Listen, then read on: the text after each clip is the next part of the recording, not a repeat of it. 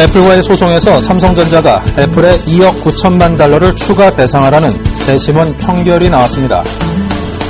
자산운용사의 상반기 영업이익이 작년 상반기보다 소폭 증가했습니다.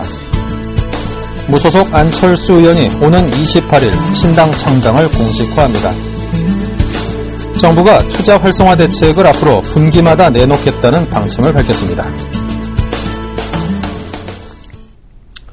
시청자 여러분 안녕하십니까. 센경제 현장의 임동석입니다. 오늘 11월 22일 금요일 순서를 시작하겠습니다. 자, 오늘 우리 증시에서 코스피 지수가 외국인과 기관의 동반 매수세에 힘입어서 2000선을 다시 회복했습니다. 하지만 장 자체가 그다지 강한 강세장이라고 하기에는 뭔가 좀 아쉬운 느낌이 있는 그런 하루 장이었습니다. 자, 증권부의 구경호 기자를 연결하겠습니다. 안녕하십니까? 네, 안녕하십니까? 네, 오늘 시황부터 들려주십시오. 네, 22일 코스피 지수는 전날부터 12.45포인트 상승한 2006.23포인트에 마감했습니다. 제니 델런 미국 연방준비제도이사회 차기 의장에 대한 미 연방상원의 인준안이 통과되면서 연내 양적 완화 축소에 대한 우려가 거친 데다 전날 다우존스 산업지수가 1만 6천 선을 돌파하며 사상 최고치를 기록한 점이 국내 증시에 긍정적인 영향을 미쳤습니다. 이날 유가증권 시장에서 기관 투자가들은 919억 원치를 순매수했습니다. 외국인은 128억 원어치를 팔았고 개인은 761억 원어치를 순매도했습니다. 업종별로는 전기가스업이 2.87%, 섬유의복이 1.95% 올랐으며 기계와 전기전자, 화학, 유통업도 올랐습니다. 반면 의료정밀은 3.23% 하락했고 운송장비와 운수창구도 내렸습니다. 시가총액 상위 종목 중에서는 한국전력이 2.99% 올랐고 LG화학과 SK텔레콤 등도 상승했습니다. 반면 현대차와 현대모비스, 기아차, 현대차 3인방은 모두 하락했습니다. 네. 자, 그리고 증시 방향성을 좌우할 대형 이슈가 사라지면서 작은 뉴스에도 상당 부분 출렁이는 그런 테마주들이 고개를 들고 있다고요. 그만큼 투자자 입장에서는 상당히 어떻게 보면 더 위험성이 높은 그런 장세다라고도 진단해 볼 수 있을 듯한데요. 상황이 어떻습니까? 네, 이날 국내 증시에는 한동안 잠잠했던 테마주의 거래량이 집중되며 큰 폭의 변동성을 보였습니다. TPC는 이날 코스닥 시장에서 5.53% 오른 8,200원으로 장을 마감했습니다. 3D 프린터 기술로 만든 인공기관을 인체 안에 넣는 프로젝트가 국내에서 처음 성공했다는 소식이 전해지면서 기계장비 업체인 TPC의 주가는 장중 11.58%까지 급등했습니다. 또 다른 3D 프린터 테마주인 SMEC도 장중 7% 넘게 오르다 3.83% 상승한 6,500원으로 마감했고 하이비전 시스템도 0.43% 올랐습니다. 안철수 테마주도 다시 부각됐습니다. 안랩은 이날 하루 주가가 15% 오가는 급등락을 보이다 결국 0.42% 내린 74,000원으로 마감했습니다. 무소속 안철수 의원의 신당 창당 기대감에 주가가 큰 폭으로 움직인 것입니다. 평소 10만 주 내외를 기록하던 거래량도 이번 주 들어 100만 주 이상으로 불어나더니 이날은 332만 주를 기록했습니다. 가수 싸이 관련 테마주들도 큰 폭으로 움직였습니다. 싸이의 연내 복귀 무산 소식이 전해지면서 싸이의 소속사인 YG 엔터테인먼트의 주가는 2.95% 내렸고 싸이의 부친이 대표로 있는 DI 역시 8.84% 떨어졌습니다. 싸이의 캐릭터 사업을 맡고 있는 오로라도 장중 5% 넘게 빠지다 결국 1.71% 내린 11,500원으로 마감했습니다. 테마주가 다시 고개를 든 것은 국내 증시에 이렇다 할 모멘텀이 없는 상황에서 작은 뉴스나 기대감이 크게 부각돼 증시에 영향을 미치기 때문이라고 전문가들은 설명했습니다. 테마주의 주가는 실적과 무관하게 움직여 투자로 손실을 입을 가능성이 크다고 전문가들은 설명했습니다. 네, 개인 투자자로서는 테마주의 휘발성을 충분히 인지를 하고 그 위험성을 잘 안 채 투자에 임해야겠습니다. 자, 그리고 증권업종이 어렵다 하는 얘기들이 계속 들려왔는데요. 자, 지난 2년 새 단기 순이익이 무려 80%나 급감했다고 합니다. 임직원들이 2,600여 명이나 구조조정을 통해서 떠났다고요? 구조조정의 칼날이 증권업계에 매섭게 불고 있습니다. 거래대금이 갈수록 쪼그라드는 상황에서 62개의 증권사가 작아지는 밥그릇을 놓고 다투다 보니 수익성이 날로 악화되고 있기 때문입니다. 이날 금융감독원에 따르면 지난 9월 기준 전체 62개 증권사의 전체 임직원 수는 41,223명으로 집계됐습니다. 2년 전과 비교해 2,578명이 업계를 떠난 것입니다. 같은 기간 동양증권이 3,044명에서 2,481명으로 임직원을 20% 가까이 줄였습니다. 삼성증권도 올 7월 100여 명의 직원을 삼성그룹 계열사로 전환 배치한 것을 포함해 2년 동안 전체 인력의 15%가 넘는 570명을 내보냈습니다. 이 밖에 미래에셋증권이 17.6%, 하나네트증권이 11%에 해당하는 인력을 감축했고 KTB 대우증권 직원이 26명이 늘었지만 정규직은 오히려 40명 이상 줄었습니다. 인력 감축은 현재 진행 중으로 KTB 투자증권이 지난 한 달 동안 전체 인력의 20% 규모를 희망퇴직을 실시했고 하나투자증권도 올해 중으로 450여 명에 달하는 인원 감축에 나설 계획입니다.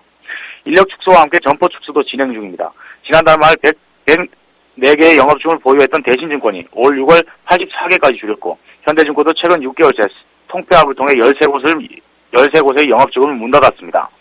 증권사들이 이처럼 몸집 줄이기에 나선 것은 주식 거래 대금이 감소하면서 증권사들의 전통적인 수익원인 매매 수수료 수익이 급감했기 때문입니다. 한국거래소에 따르면 유가증권 시장의 일평균 거래 대금은 지난 2011년 6조 8천억 원 규모에서 지난해 4조 8천억 원 규모로 급감했고 올해 들어서도 8천억 원 가까이 줄었습니다. 올 상반기 증권사 62개의 당기순이익은 2,516억 원으로 2년 전 1조 2,411억 원 대비 79.72% 급감했습니다. 줄어드는 파이에서도 62개에 달하는 회사들이 과당 경쟁을 하면서 수익성도 함께 쪼그라들었습니다. 전문가들은 거래가 활성화되거나 업계 구조 조정으로 증권사 수가 줄어들지 않는 이상 추가적인 인력 감축은 불가피한 상황이라고 전했습니다. 네, 구조조정을 통해서만 한계가 있을 것이고 새로운 좀 먹거리를 찾고자 하는 그런 노력이 잘 좀 결실을 맺었으면 좋겠습니다. 자, 지금까지 증권부의 구경호 기자였습니다. 감사합니다. 감사합니다.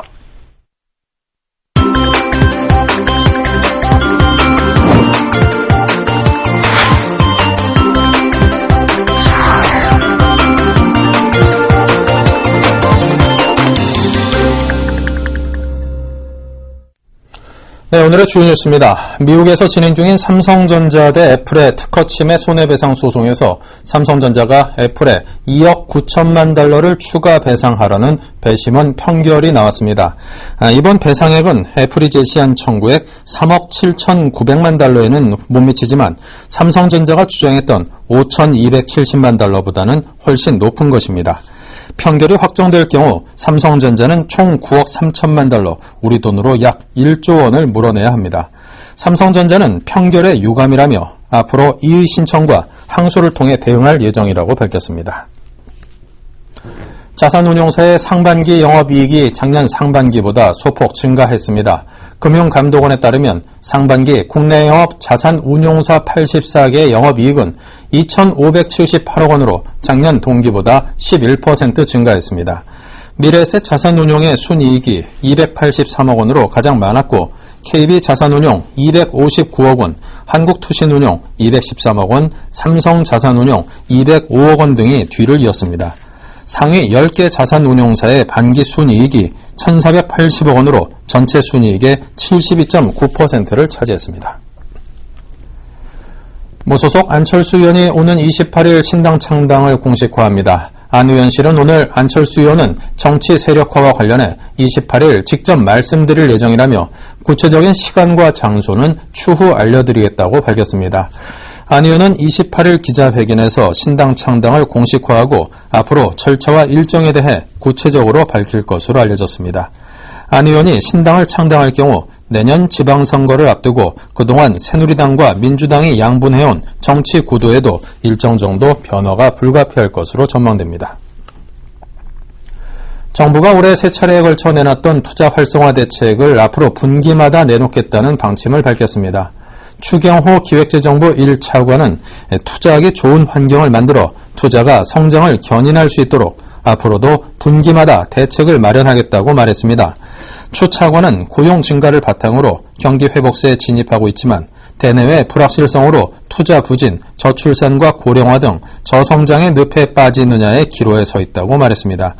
또 정부는 지속 성장을 위해 조기에 경기 활력을 회복시키고 수요자에게 맞는 정책을 만들어 시행할 것이라고 강조했습니다. 박근혜 대통령이 촌말리 시아손 라오스 대통령과 정상회담을 갖고 향후 4년간 4천만 달러 규모의 무상 원조 계획을 포함해 양국 간의 실질적인 협력 강화 방안과 한반도 정세, 지역 현안 등을 논의했습니다. 박 대통령은 정상회담이 양국 국민들 간 경제, 무역, 투자, 관광 등 여러 교류 발전에 이바지할 수 있게 되기를 바란다고 말했습니다. 양국은 수력 발전 및 광물 개발 협력 강화를 포함한 방안들도 함께 논의했습니다. 네, 중국의 11월 제조업 경기가 넉 달 만에 내림세로 돌아서면서 이 회복세를 보여주는 듯했던 중국 경제에 대한 의구심이 다시금 고개를 쳐들고 있습니다. 자, 이 거품 예측으로 유명한 중국의 경제 칼럼니스트가 미국이 양적 완화 축소에 들어갈 경우 이 중국 경제는 경착륙할 것이다, 이런 경고도 냈는데요. 자, 국제부의 박준호 기자를 연결해 보죠. 안녕하십니까? 예, 안녕하세요. 네, 중국의 11월 제조업 경기가 예상보다는 좋지 않게 나왔죠. 네, 중국의 제조업 경기를 나타내는 구매 관리자 지수가 4개월 만에 하락세로 돌아섰습니다. 시장 조사기관 마킷과 HSBC는 21일 중국의 11월 제조업 구매 관리자 지수 잠정치가 전달에 비해서 0.5포인트 내려간 50.4를 기록했다고 밝혔는데요. 시장에서 전망했던 수준인 50.8보다는 좀 낮습니다. 구매 관리자 지수는 50 이상이면 경기 확장을 나타내고 50 미만이면 경기 위축을 뜻하는데요.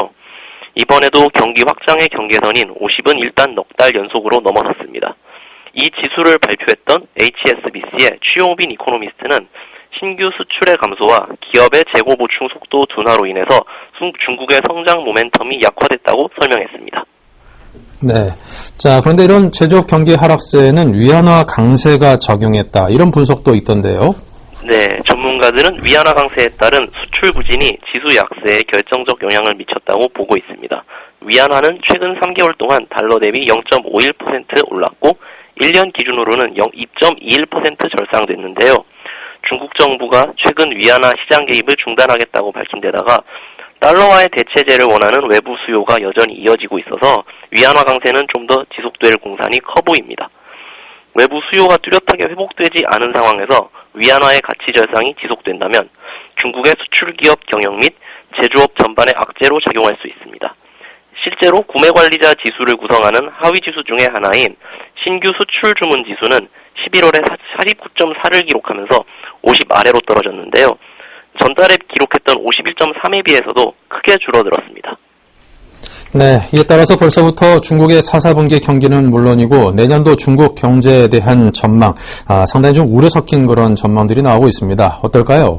네, 위와 같이 주춤했던 제조업 경기에 경제 개혁에 집중하기 위해서 성장의 둔화를 용인하겠다는 중국 정부의 태도가 맞물릴 경우에 부정적 영향이 커질 수 있다는 지적이 나옵니다. 지난 3, 4분기 경제 성장률은 중국 정부의 목표치인 7.5%를 일단 넘은 7.8%를 기록했는데요. 이게 일단 반짝 회복일 뿐 내년에는 경제 성장의 둔화가 심화될 것이라는 전망이 제기됩니다.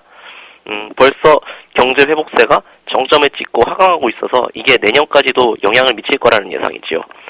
일각에서는 중국 정부가 지난 7월에 실시했던 중소기업 세금 우대 혜택과 철도 투자 승인을 앞당기는 등을 미니 경기 부양책을 실시한 효과로 지난 3개월 내지 6개월 동안 지속됐던 경기 회복세가 그 효과가 서서히 사라지고 있다는 분석도 제기되고 있습니다.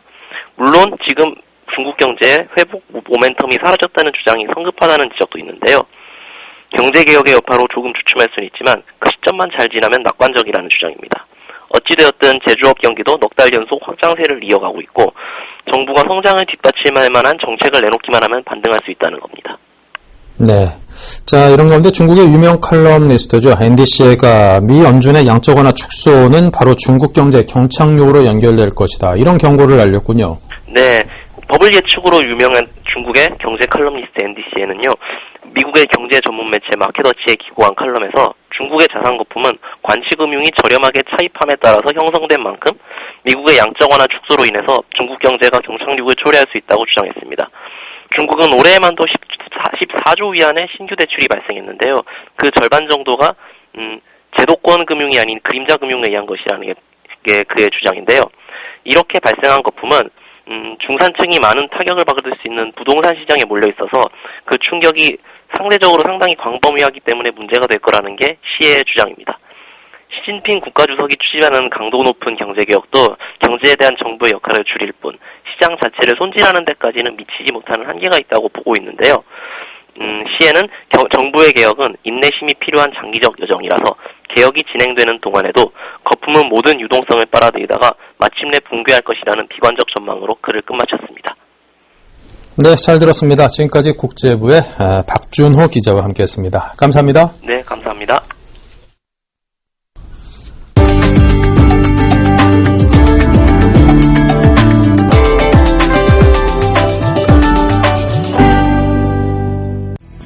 김희성 미래전략실장 등 삼성그룹 수뇌부가 이건희 회장에게 업무 보고를 하기 위해 미국 출장길에 올랐습니다. 이 회장의 장남인 이재용 삼성전자 부회장도 함께 떠난 것으로 알려졌습니다. 업무 보고에서는 연말 인사가 주요 논의 대상이 될 것으로 전망됩니다. 삼성은 다음 달 초 주요 경영진을 비롯해 임원 인사를 단행할 예정입니다. 포스코에너지가 연료전지 사업의 핵심 기술인 셀 제조 공장을 포항에 세웁니다.